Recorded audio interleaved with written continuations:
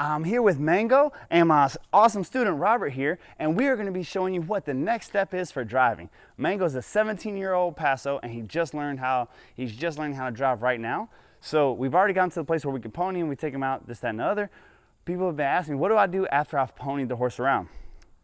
If we were already to the place that we have spent time out, notice how I have him rigged up, where I have everything up and I have him tied to a fence. If I was doing this by myself, this is how I would like to hook them up.